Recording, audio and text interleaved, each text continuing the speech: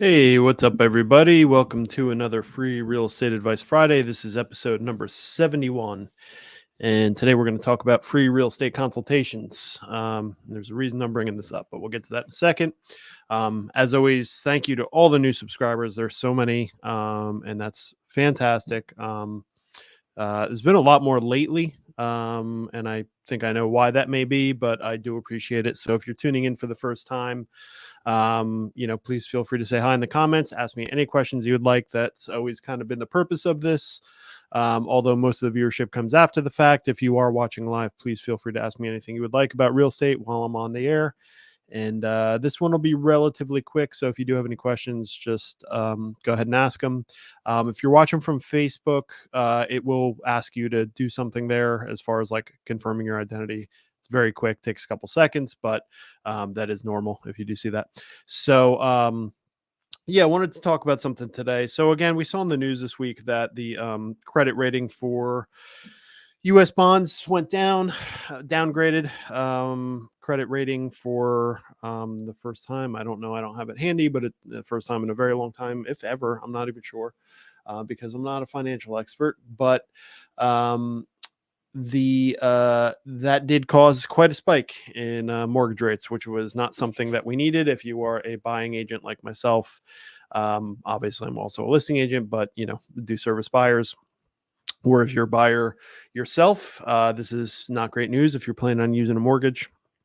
So interest rates did spike this week, and they've pretty much been spiking since mid to late July. So, it is what it is. And when I say spike, we're talking about small increases, but, going up at all is, not great news for anyone who's trying to buy right now. But it brings up an interesting conversation because, anytime that I'm talking about something on this podcast, it's because I already talked about it earlier this week, either with a client or a colleague or, someone in my profession. And this did come up fairly recently, quite a bit with people that I was calling as part of my regular course of business. I'm calling people that have contacted me and checking in on clients and stuff like that. And that process these days is a lot longer. I check in on people a lot more because people are taking longer to do things because they contact me, but then it takes them a very long time to get comfortable with interest rates, get pre-approved, find the house they're looking for, and actually win a bid. So that process just tends to take longer. That means I'm making more check-in calls. So checking in on clients this week, as well as a couple real life conversations I had. The one thing that came out of it is what I want to talk about today. So what a lot of people are doing is if they're considering buying a house anytime soon, let's say in the next 12 months, keep it simple. They're talking to me, right? So I know that they're going to do something at some point, but there's always this kind of process of me checking in on them, answering any like little questions that they have. And them essentially saying, we're not quite ready, but feel free to keep sending us homes and checking in on us. But maybe in 6 months we'll be a little more ready. We're going to keep an eye on either prices or interest rates or whatever their canned answer is. And what I keep encouraging people to do, and I always say this, like, even if it's not with me, just in terms of for you as a buyer is, or as a seller. And I'll say that overlay over this entire conversation. This all applies to sellers too. I'm just focusing on buyers today because of the news of the interest rate. And I think buyers are struggling now. Like if you're a seller right now, you certainly shouldn't be struggling. You should be pretty excited because you're about to cash out on something that everyone wants. But if you're a buyer right now, you're feeling the crunch quite a bit more. It's definitely very tough on buyers right now. When clients do contact me looking for homes, I'm very clear about that right up front. Listen, this is going to be challenging, but we're going to do it together. It's going to be a long process. I'm here with you. I can answer any questions along the way. We will be very strategic, yada, yada, yada. Those things are all true. So what I'm here to tell you is, and all of these calls I make and all of these discussions I have in real life. And, it could be any social event I go to where people know I'm a real estate agent. And because everyone wants to ask about the market, I find in general, like everyone just wants to talk about real estate.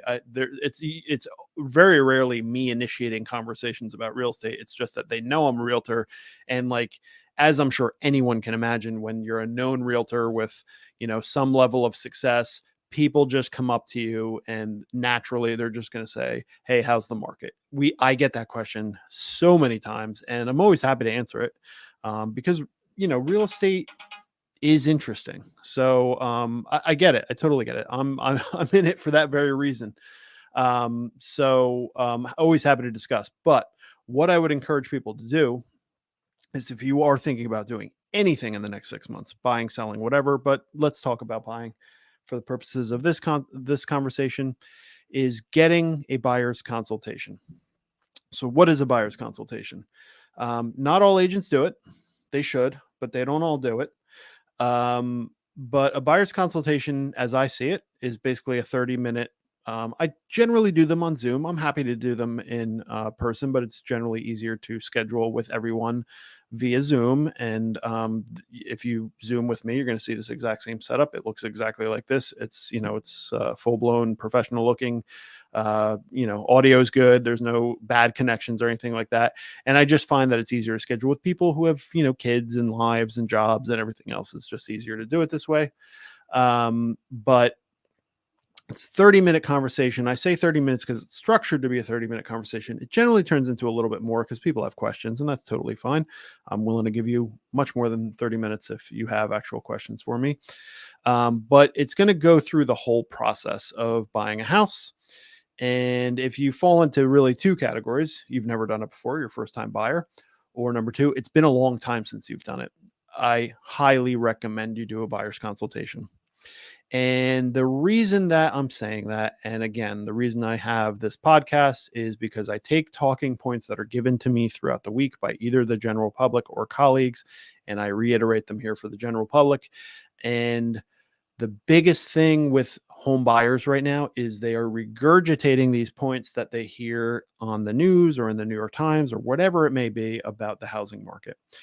And there are so many layers to this, right? So those things are all true. Like, for example, we know that mortgage rates went up. We know that, the demand for houses is at an all-time high. The housing shortage is at an all-time high. We know all that. But that news that you hear, or those talking points you hear, especially if those talking points are often from people who haven't really been directly involved in the process in quite a number of years.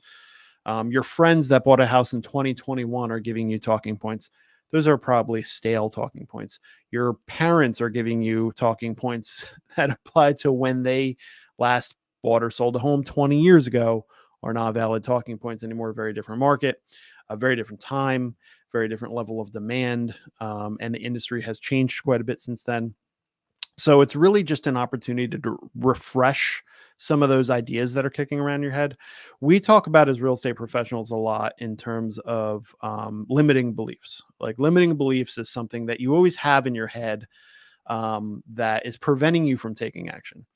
And a limiting belief in the real estate profession, for example, could be, hiring an admin. Like, if I'm a solo agent and I say, I really would like to hire an admin because it's going to lighten the load on me, me to be more available to my clients and do better, and provide a better service to my clients, because things will be taken care of on the back end and I can service them in a more personal way.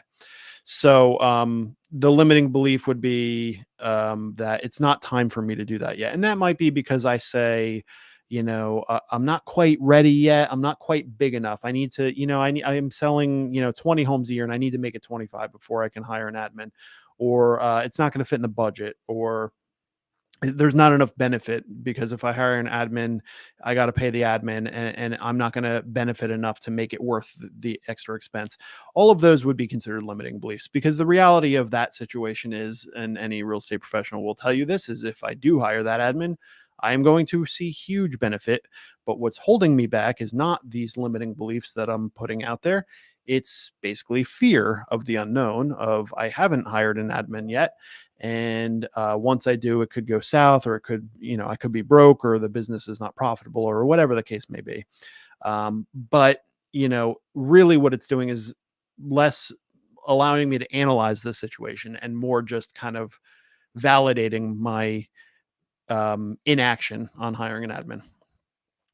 How does this apply to buyers nowadays? It's a lot of the same thing. So the talking points that I get mostly are about interest rates. They're too high. We can afford it right now. Um, Prices are too high is one I get all the time. FYI, prices are most likely not going down anytime soon. They might flatten. They may slow down a little bit. But like for you to see a significant downward movement in home prices is probably not going to happen anytime soon. If you're waiting at interest rates, it's you're not going to see like it's not like they're going to drop 2%, by the end of the year or something like that. That's not going to happen. Things like that are limiting beliefs, but also how these things apply to your hyper local market, right? So, like for example, Hunterdon County, where I'm sitting right now, is a great example because in terms of the hyper local area of Hunterdon County, there are, we are not the norm in terms of markets. We are a semi-rural area. We are highly desirable, but we are a commuting area to New York City, but not so much as like Union County, because we're still going to be, if you take a bus from Clinton here, where I'm sitting, it's still an hour, so it is a commuter town in that people do it, but it's not a primary commuter town like, New Providence or somewhere that's, even closer to the city. So, these things about, the market and demand and all these things don't always directly apply to every single market. So the first thing you want to do is discuss the area you want to go to and say, how's the market? Instead of saying to me as a realtor, hey, how's the market? You say, hey, how's the market in Hunterdon County? And, that's something that we can like readily discuss. I can tell you about, how many offers we're seeing and what the challenges are and what buyers are looking, or I'm sorry, sellers are looking for, all of the finer points of what you're actually looking for. If you're a cash buyer right now, it's a great time. And I don't know if people are considering this because I just talked to someone that hadn't really thought about it. But if, interest rates I looked right before this call and they were up to about 7.3%. I mean, they're as high as they've been anytime soon, anytime recently. And that's, cause for concern, not really, but I mean, it's definitely not good news if you're trying to buy a home. But what that means for cash buyers, if you are lucky enough to be a cash buyer, is that you are bidding against fewer and fewer people. Every time that interest rate ticks up, the people that are using mortgages have less and less buying power. And, they're not going to be throwing money around the way they were when mortgage rates were 2.5% and everyone was bidding like crazy. That should be relatively obvious. And I don't say that to insult anyone's intelligence, but it may not be something that you're thinking about. And that's a very obvious point, but there are so many examples of this. There are talking points that I get so much, and I quickly say, let me have you consider this counterpoint. And then people are like, oh yeah, I guess that's true. Like there are so many obvious things. And I don't want to call out every single one of them. Certainly not the ones that I've heard recently that people have said to me that, would make any of my current clients blush because they were the ones that said it. So I won't go through all of the exact points because there are so many of them. And they're very common. Like I don't get a lot of unique ones, right? Like I get the same ones over and over. So listen, buying is tough right now. And that doesn't mean sit on the sidelines. You should always have your eyes on let's put it this way. If you're an investor, right? I have like in my database, I have a list of investors, people that I know that if I find a deal, I can always call them and say, hey, I found a good situation here. I figured I'd give you a call. Right. So, but the way those people look at it, most of them are using cash or at least, like a large portion of cash, but not all of them. Some people are using mortgages or other financing instruments, hard money or stuff like that to purchase investment properties. And the way an investor looks at buying real estate is not necessarily on a fine timeline because obviously it's not their primary residence. They have that advantage, but let's just, for the sake of the discussion, look at it as the way they do is they're not always kind of looking at like, this is exactly what I want, when I want it, where I want it. And if I don't see that, I'm not going to be in the process. They have this like open door, right? They say, look, Craig, here's the things I'm looking for. Here's my budget. Here's what I like in investment property. If you happen to see that, you give me a call. And every realtor has a list. I shouldn't say every realtor. Every top realtor has a list of people like this in their sphere that are open to investment opportunities. So when we find those opportunities, we give those people a call and we say, hey, I stumbled across something, wanted to put in front of you before I put it in front of anyone else. And, we see if they want to do it. So buyers are the same way. Like if I have buyers and I know what they're looking for, my eyes are always open for them. And I have a lot of buyers. Like I have probably about 35 people that are, quote unquote buyers right now. But of people that are like truly active and like really trying to get something done, it's a much smaller number. And with that, let's call it 5 people. So if we have 5, I'm working on 5 people that I'm looking for stuff for them. Those people are at the top of my mind all day, every day. So like when I'm out looking at homes, someone else called me, I go look at a home, that person's not interested, but I say, who this would be great for? And then I get that information to them.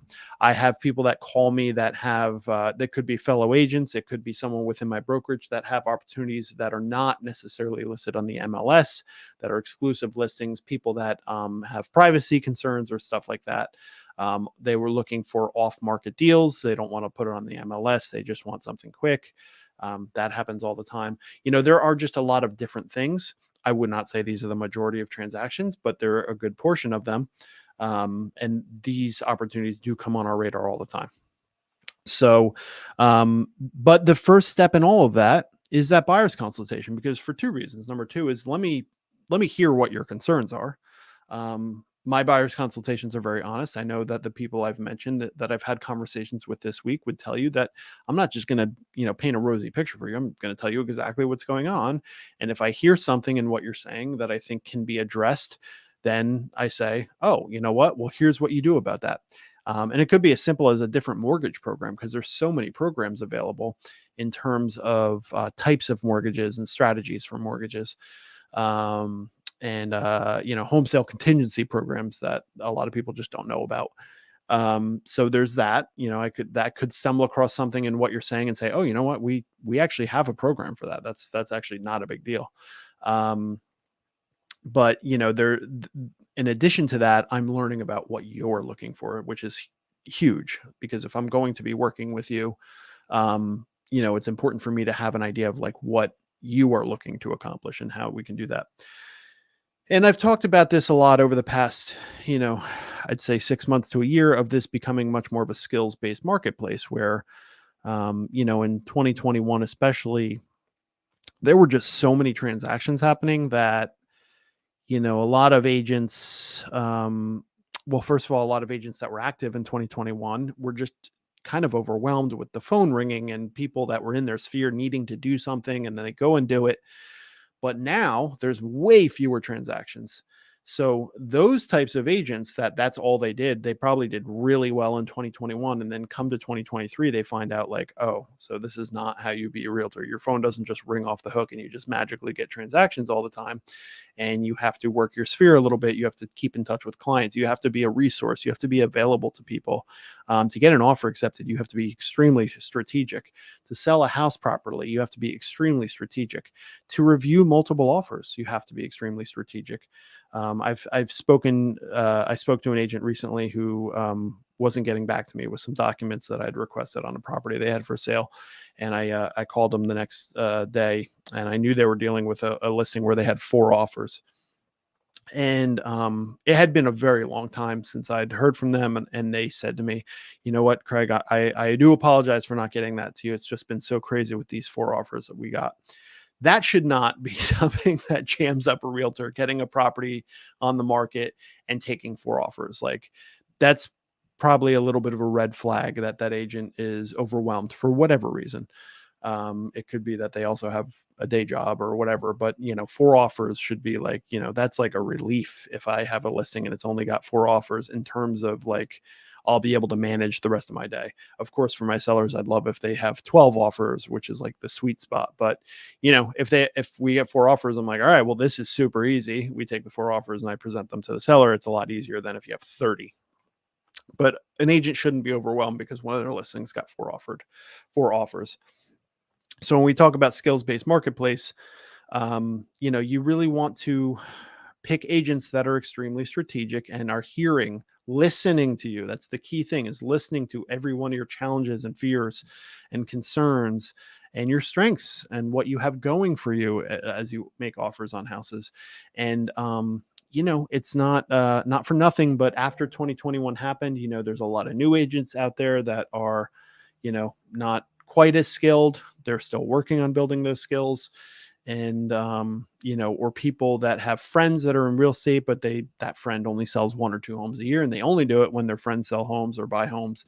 They're not out there doing it every day, because it's just it's a tighter market, right? It's a little more cutthroat on the buying side.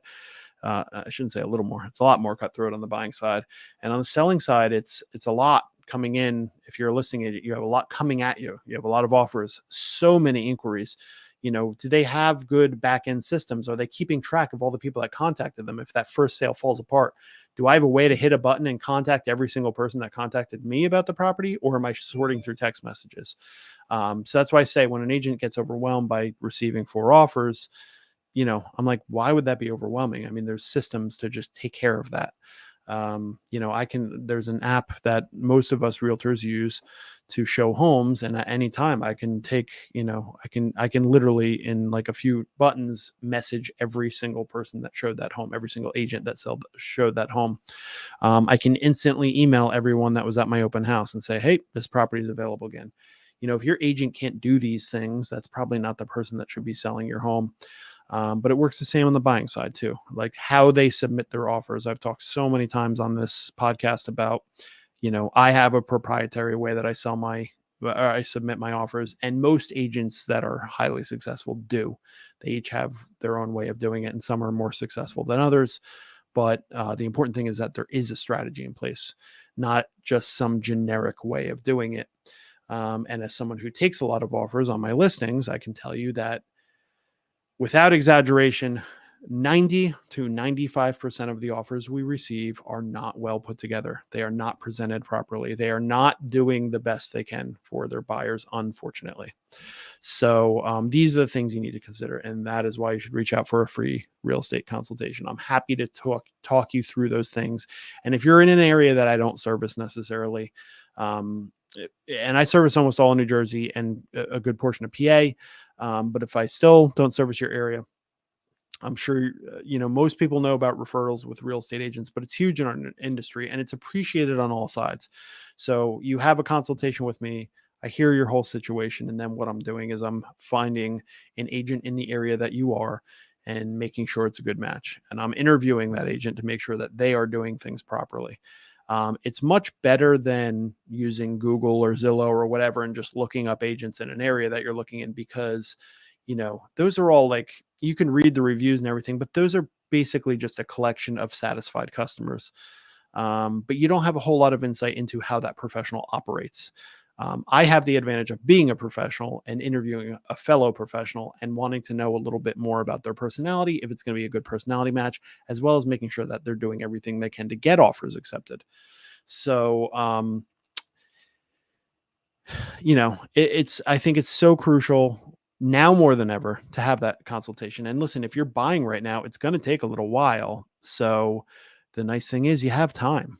We're probably not going to, to say that I never get a call and I go look at a home, like, within a day or two, the person's already pre-approved and we get our offer accepted. It happens, but that is such a small percentage of successful transactions. If you follow me on social media and you see those, any transactions that I'm putting up as successful transactions, under contract, sold, whatever, almost all of them has a backstory, spanning 6 months at least, So, the nice thing about this market for buyers, if there is a silver lining, is you have that time, right? So be strategic and reach out ahead of time and get that buyer's consultation.